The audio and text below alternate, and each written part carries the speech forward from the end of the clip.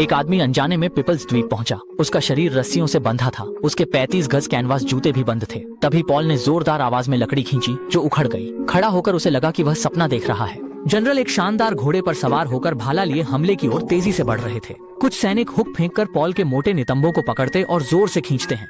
Paul नहीं सहा और एकदम से जमीन पर गिर पड़ा। फिर वह बेहोश हो गया। जब वह फिर से जागा तो वह फिर से गहराई से बंधा हुआ था और उसे धीरे धीरे लिटिल पीपल्स देश में ले जाया गया था। भीड़ भाड़ वाले लोग पॉल को दानव समझकर राजमहल के गेट पर खड़ा किया। यहाँ तक कि समझदार राजकुमारी ने ऐसा बड़ा आदमी पहले नहीं देखा था।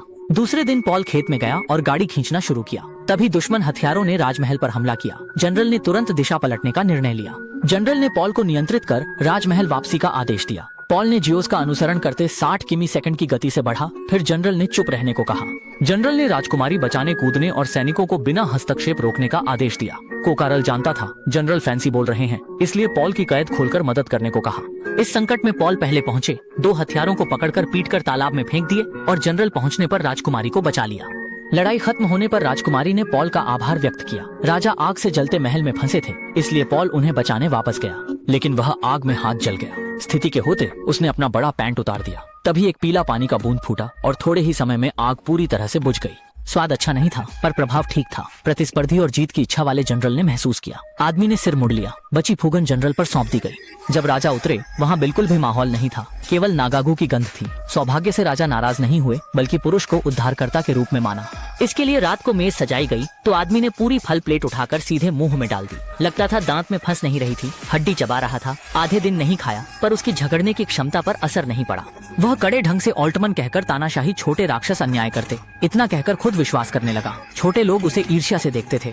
अगले दिन राजा ने जीवन दान आभार जताने विशेष लोग नियुक्त किए और समुद्र तट पर आदमी के लिए विला बनवाया। तब आदमी छोटे देश में शिखर पहुंचा। कुछ लोग कॉफी बनाने, दर्जनों जोड़ी बनाने और हजारों फिल्म देखने के लिए उसके साथ थे। समय के साथ आदमी ने इसे संभाला। सीधे आदमी को हीरो पदक देने से जनरल की स्थिति प्रभावित हुई। बदला लेने के लिए जनरल ने चुपके से देश की सुरक्षा बंद कर दी, जिससे दुश्मन ने कमी का फायदा उठाकर महल पर गोलीबारी की। समुद्री सेना ने छोटे देशों पर बड़े पैमाने पर आक्रमण किया। देश चकित रह गया। तुरंत विला में आनंदित हीरो आदमी को ढूंढ निकाला जो बेपरवाह नहीं रह सका।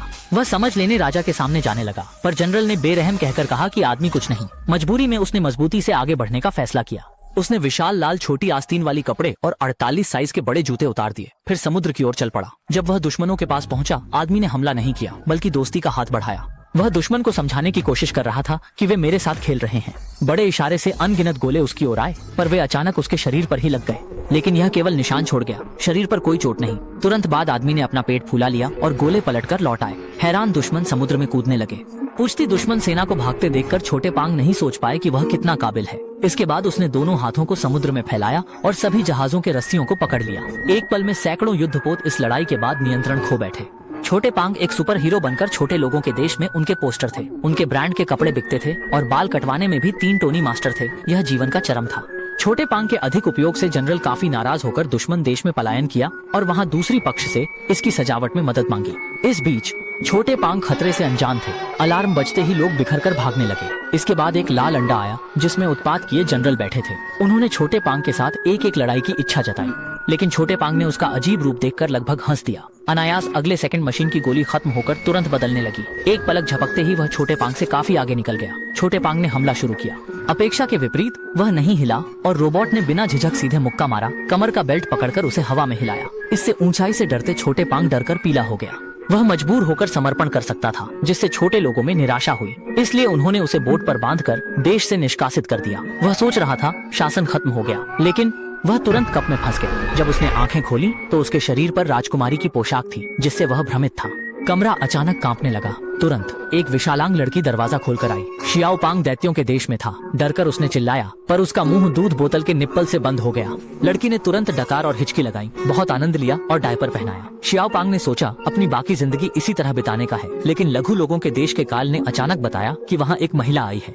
उसने खुद को उसकी प्रेमिका बताया, लेकिन जनरल उसे तुरंत फांसी देगा। शियाओ पांग ने खतरे की खबर सुनते ही बेचैन होकर पैराशूट चुराकर दानव द्वीप से भागा। लौटकर जनरल से फिर मुकाबला की योजना बनाई, लेकिन इस बार देवी मुकाबला देख रही थी। शियाओ पांग निडर आगे बढ़ा, लेकिन जनरल ने रोबोट से फिर कार्रवाई की। रोबोट ने तुरंत विद्युत छोड़ी। बच्चे पर हमला। हार मानता शियाओ पांग फिर खड़ा हुआ, पर विद्युत से हिल न सका। संकट में काल ने रोबोट की अनदेखी का उपयोग किया। चुपके से नियंत्रण कक्ष में चढ़कर तार तोड़ दिए। शियाओ पांग ने मौका देखकर बिना छाया वाले लात से रोबोट उड़ाया, मूर्ति उठाई और उसे हथियार बना लिया। रोबोट पर कूदकर पिटाई की, कई दिनों में स्क्रैप बना दिया। शियाओ पांग ने जीत हासिल की। फिल्म अंत में काल राजकुमारी ने खुशी से शादी